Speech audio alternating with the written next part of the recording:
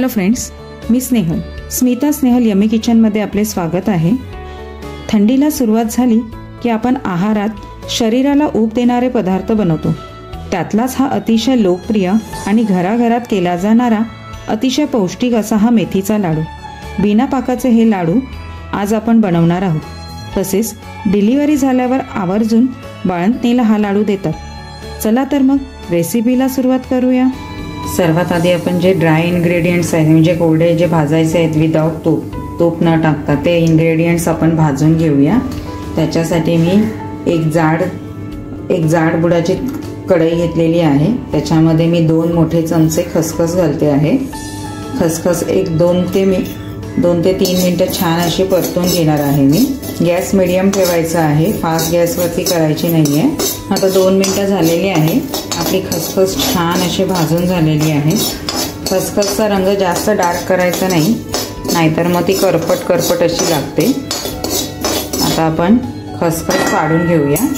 आता आपण 2 मोठे चमचे पांढरे तीळ घेतलेले आहेत, ते सुद्धा छान असे भाजून घ्यायचे आहेत। तीळ पण छान असे भाजायला लागलेत, याचा अर्थ हे जे असे उडतात डान्स करायला लागलेत कढईमध्ये, म्हणजे आपले तीळ पण छान असे भाजून झालेले आहेत। मोजून 2 मिनिटं लागलेले आहेत याला सुद्धा। आता तीळ पण आपण काढून घेऊया। आता आपण पाववाटी जवस घेणार आहोत। जवस पण छान असे मीडियम गॅसवरती भाजून घ्यायचे आहेत व्यवस्थित असे। जवसाचे पण खूप छान असे फायदे आहेत आपल्या शरीराला, आपल्या केसांना, स्किनसाठी, परत आपलं जर वजन कमी करायचं असेल त्यासाठी सुद्धा जवस खूप उपयुक्त आहे।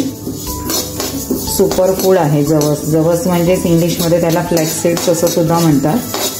तिळामुळे आपले हाडं मजबूत होण्यासाठी सुद्धा फायदा होतो।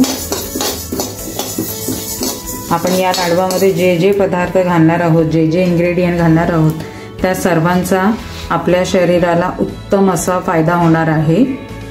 त्यामुळे हे लाडू प्रत्येकाने घरामध्ये करून बघा, याचा आपल्याला चांगलाच इफेक्ट होणार आहे। डिलिव्हरी नंतरला जी डिलिव्हरी झालेली बाई असते, बाळंतीण बाई, तिच्यासाठी तर हे सुपर फूड म्हणून हा लाडू दिला जातो रोज सकाळ संध्याकाळ।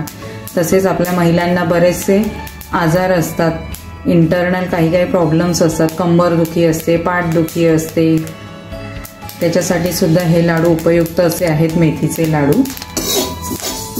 आता आपले जवस सुद्धा छान असे कढईमध्ये डान्स करायला लागलेले आहेत, म्हणजे ते असे उडतायत, याचा अर्थ जवस पण छान असे आपले भाजून झालेले आहेत। जवस भाजायला सुद्धा मला 2 ते 2.5 मिनिटं लागलेले आहेत। आता आपण जवस सुद्धा काढून घेऊया।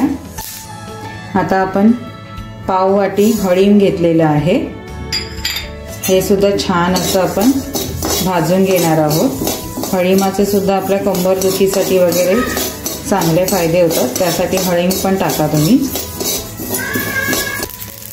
आता आपले हळीम पण छान भाजून झाले आहे, ते पण उडायला लागले आहे। जास्त वेळ भाजायचं नाही, जर ते जास्त भाजले गेले तर त्याला करपट असा वास येतो। आता हे सुद्धा मी काढून घेते कढईमधून। आता पाव कप मी काजू टाकते आहे, ते पण छान असे भाजून घ्यायचे आहेत आपल्याला। तुम्हाला हवं असेल तर तुम्ही तुपावर सुद्धा काजू बदाम जे आपले ड्रायफ्रुट्स आहेत ते भाजू शकता, पण मी इथे असे ड्राय रोस्टच करून घेणार आहे काजू सुद्धा। आता आपण ते काढून घेऊया, जास्त डार्क रंगावरती मी भाजणार नाहीये। आता पाववाटी मी बदाम सुद्धा घेते आहे, ते पण छान असे शॅलो फ्राय आपल्याला करून घ्यायचे, छानपैकी असे ड्राय रोस्टच करून घ्यायचे आपल्याला। आता आपले बदाम पण छान असे फ्राय झालेले आहे, आपण काढून घेऊया, ते पण छान असे फ्राय झाले त्यामुळे। आता आपण त्याच्यामध्ये पाववाटी अक्रोड घालून घेऊया। ड्रायफ्रुट्स तुम्ही तुमच्या आवडीप्रमाणे त्याचं प्रमाण कमी जास्त करू शकता। इथे मी पाववाटी काजू बदाम आणि अक्रोड घेतलेले आहेत, हे पण छान 1-2 मिनिटं व्यवस्थित असे भाजून घेऊया आपण।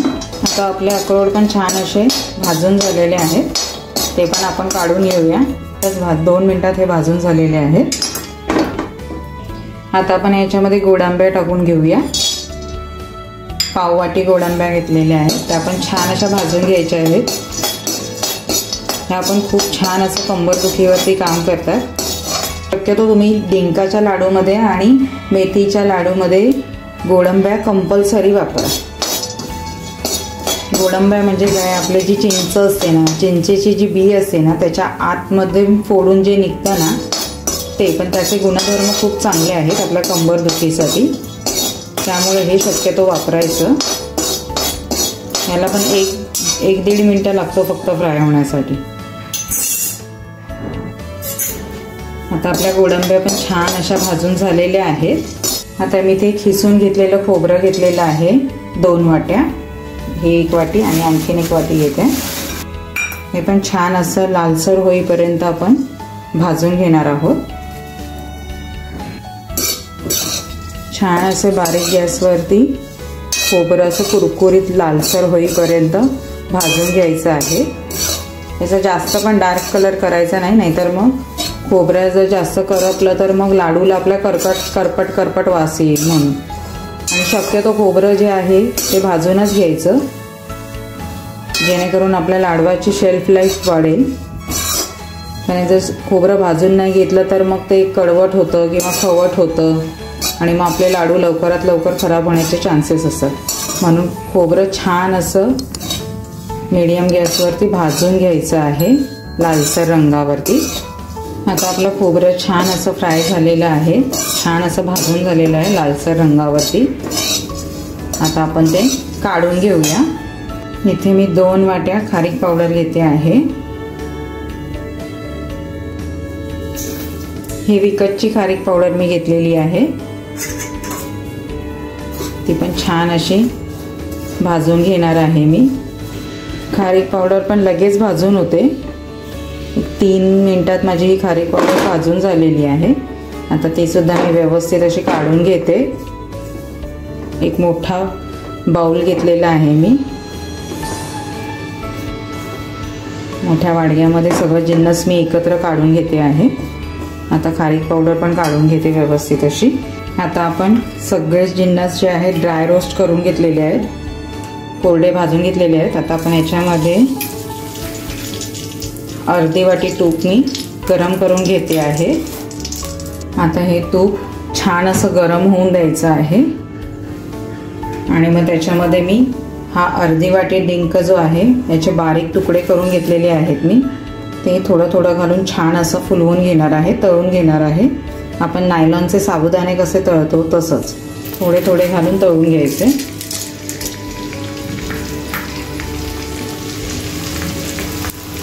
डिंक व्यवस्थित तळून घ्यायचा. जर तो कच्चा राहिला ना तर लाडूमध्ये कचकच लागते,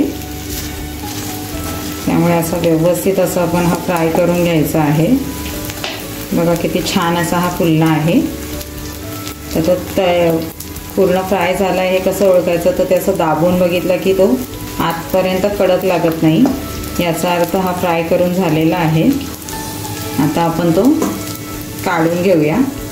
अशाच प्रकारे मी थोडा थोडा डिंक घालून तळून घेते आहे.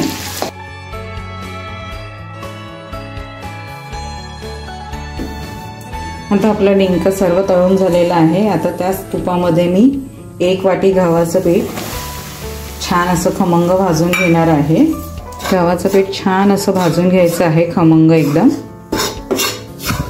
या लाडवामध्ये मी 1 वाटी गव्हाचं पीठ आणि 1 वाटी नाचणीचं पीठ वापरणार आहे. याने आपल्याला जे मेथीचे लाडू आहेत ते अजून पौष्टिक असे होते. नाचणी पण सुपर फूड आहे. आत्तापर्यंत मला पाऊण वाटी तूप लागलेलं आहे. आता आपल्याला गव्हाचं पीठ भाजायला आणि नाचणीचं पीठ भाजायला किती तूप लागतं ते मी एकदम तुम्हाला तुपाचं प्रमाण. आता आपलं गव्हाचं पीठ छान असं भाजून झालेलं आहे. असं छान असं बदामी रंगामध्ये भाजून घ्यायचं आहे. जवळजवळ मला हे पीठ भाजायला 10 मिनटं लागलेले आहेत आणि कंटिन्यू मी असं आपला झारा हलवतच आहे, जेणेकरून आपलं पीठ जे आहे ते कुठे खाली लागणार नाही, करपणार नाही, याची काळजी आपण घ्यायची आहे. पिठाचा सुगंध पण खूप छान असा येतो आहे. आता आपण हे पीठ काढून घेऊया, वेगळ्या बाउलमध्ये काढून घेऊया. आपण अर्धी वाटी तूप घालून घेऊया अजून, आणि त्याच्यामध्ये 1 वाटी नाचणीचं पीठ घेतलेलं आहे मी, ते पण छान असं आपण भाजून घेऊया. झारा कंटिन्यू आपल्याला हलवत राहायचं आहे. जवळजवळ 7 ते 8 मिनटं झालेलं आहे. हे नाचणीचं पीठ छान असं भाजून झालेलं आहे. नाचणीचं पीठ भाजलं हे कसं ओळखायचं, त्याचा छान असा सुगंध यायला लागला की आपण समजायचं नाचणीचं पीठ आपलं छान असं भाजलं गेलं आहे. आता आपण हे गॅस बंद करून घेऊया आणि छान असं थंड करून घेऊया.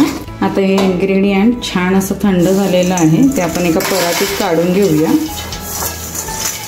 आता आपण नाचणीचं आणि गव्हाचं पीठ जे भाजून घेतलेलं होतं ना, ते सुद्धा याच्यामध्ये घालून घेतलेलं आहे. आता आपण रात्रभर जी मेथी याच्यामध्ये भिजत घातली होती ती बघून घेऊया कशी झालेली आहे. व्यवस्थित अशी आपली भिजलेली आहे मेथी. आता ती सुद्धा आपण या पिठामध्ये घालून घेऊया. व्यवस्थित अशी आधी सोडवून घेऊया आपण नीट. या पद्धतीने जर तुम्ही लाडू केले तर तुमचे लाडू अजिबात कडू होणार नाहीत. आणि मेथी सुद्धा आपण छानपैकी या मिश्रणात घालून घेऊया. आता मेथी छान अशी याच्यामध्ये आपण मिक्स करून घेऊया व्यवस्थित अशी. आणि मग त्याच्यामध्ये आपण 5 वाट्या जे आहेत ना ते गूळ घालणार आहे आपण. एवढ्या प्रमाणात आपले 2 ते 2.25 किलो लाडू तयार होतात. याच्यात मेथी पण आपण मिक्स केलेली आहे. आता आपण याच्यामध्ये 5 वाट्या गूळ आपण घालून घेऊया. इथे मी वाटीचं प्रमाण एकच ठेवलेलं आहे. गूळ जो आहे तो व्यवस्थित असा बारीक चिरून घ्यायचा आहे. 2 बरोबर आपल्याला इथे 1 किलो गूळ लागलेला आहे. आता आपण मिक्सरच्या भांड्यामध्ये थोडं हे मिश्रण घेऊन वाटून घेऊया छान असं, जेणेकरून आपला जो गूळ आहे तो एकजीव होईल याच्यामध्ये. अशा प्रकारे सगळं मिश्रण आपण छान असं वाटून घेऊया. आता हे सगळं मिश्रण छान असं वाटून घेतलेलं आहे मिक्सरमध्ये. आणि आता आपण ते एका परातीत काढून घेऊया व्यवस्थित, म्हणजे आपल्याला छान असं मिक्स करता येईल. आता याच्यामध्ये आपण एक मोठा चमचा वेलची आणि जायफळ पूड घालून घेऊया. आणि 2 चमचे सुंठ पूड घालून घेऊया. वेलची आणि जायफळने आणि सुंठ पूडने टेस्ट खूप छान येते आपल्या लाडवाला. आणि थोडंसं मीठ घालून घेऊया. कोणत्याही गोडाच्या पदार्थामध्ये मीठ घातल्यावरती तो पदार्थ अजून छान लागतो. आता हे सर्व व्यवस्थित असं आपण मिक्स करून घेऊया हाताने, जेणेकरून आपली वेलची पावडर आणि सुंठ पावडर व्यवस्थित अशी सगळीकडे मिक्स होईल. अशा प्रकारे दोन्ही हातांनी असं व्यवस्थित असं आपण मिक्स करून घेऊया ते छानपैकी. वेलची पूड आणि सुंठ पूड सगळ्यात शेवटी टाकायची, जेणेकरून त्याचा वास खूप छान असा राहतो आपल्या लाडूमध्ये. तर व्यवस्थित आपलं असं मिक्स झालेलं आहे मिश्रण. आता आपण याचे लाडू वळून घेऊया. अतिशय सोप्या पद्धतीने हे लाडू होतात. फक्त भाजायला काय वेळ लागत असेल आपल्याला तेवढाच.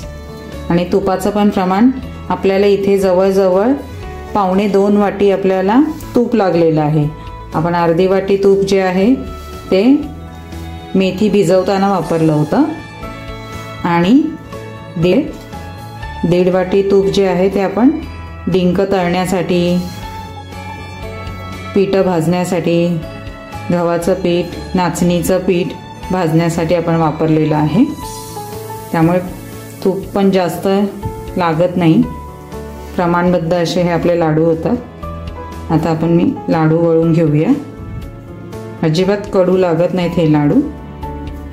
असे मीडियम साईजचे छान असे हे लाडू आता आपण वळून घेऊया.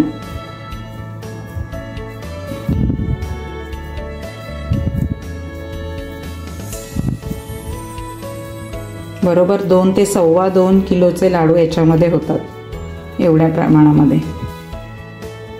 बघू शकता तुम्ही आपला लाडू किती सुंदर असा दिसतो आहे. हा छान अशी त्याला शाईन पण आलेली आहे.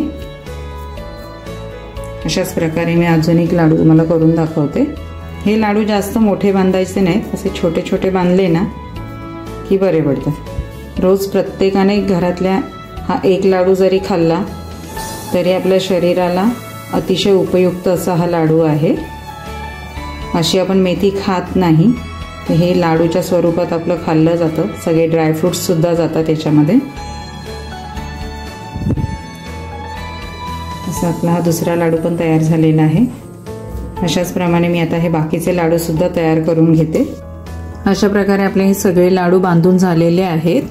खूप छान असे चवीला सुद्धा झालेले आहेत। असे हे मेथीचे हेल्दी लाडू थंडीमध्ये घरामध्ये प्रत्येकाने बनवून खावेत। अतिशय सोपी पद्धत आहे। विदाऊट पाक, कोणत्याही प्रकारचा पाक न करता आपण हे लाडू बनवलेले आहेत। खूप सोप्या पद्धतीने बनवलेले आहेत। खूप छान असे हे पौष्टिक लाडू झालेले आहेत। तुम्हाला माझी ही रेसिपी आवडली असेल तर please like, share and subscribe करायला विसरू नका। धन्यवाद।